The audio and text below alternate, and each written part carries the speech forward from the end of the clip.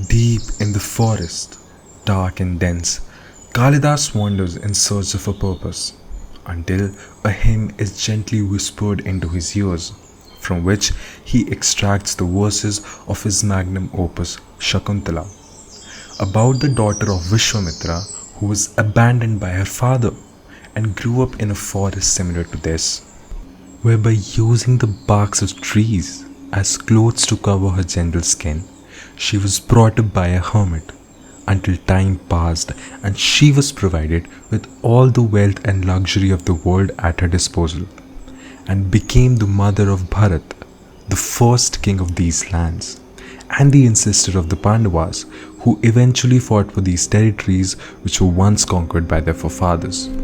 But where there is light, there is shade, and the allure of wealth and power is such that it can even blind and corrupt the most noble hearts and minds. And this is a similar situation what a country has faced in the past, when knowingly or unknowingly she saw people who trampled and destroyed those singberry bushes, barks, and hermits among which she grew, making her forget that what is it that has driven her for all these years? Not the pursuit of wealth, which eventually led her to be robbed from time to time again, but a fortitude which she learned from those days in the forest, which gave her a centrality of harmony amidst all the chaos. When she was spiritual, there was Buddha. When she was weak, there was Alexander. She became sensual with King Mihirkul and got divided with Babur. Until her freedom rebellion, she was always covered by the sound of Ram's bow or the rages of Kabir and Drupad.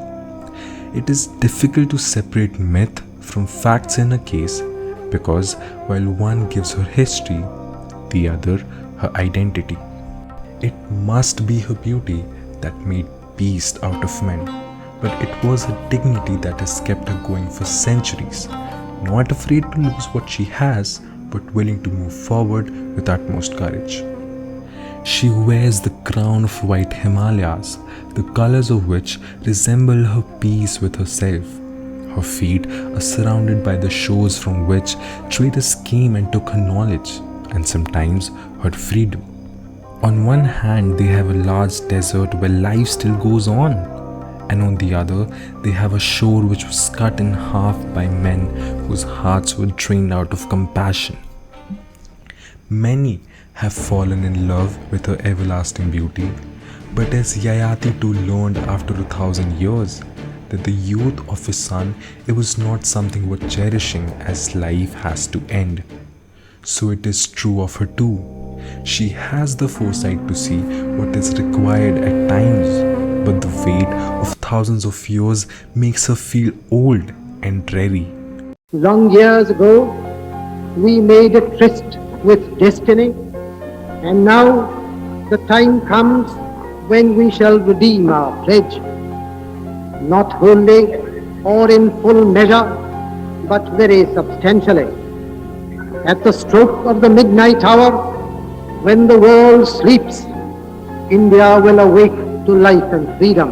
There hardly comes a time so rare in history when someone with such a long journey keeps moving forward. It might be because of a bleeding heart, which still has the power to see the light that makes her go on and on, no matter how dense the night is. Where the country may lie in comatose, struck with nightmares and terror, like an affectionate mother, her virtues would always lead her towards crusade of light and freedom. Giving Kalidas his muse, which he always looks to see what all she is capable of doing and feeling at the same time. She always remains the daughter of the forest, which hides many secrets and beauty inside of her, which can only be seen once you are courageous enough to go inside without any fear.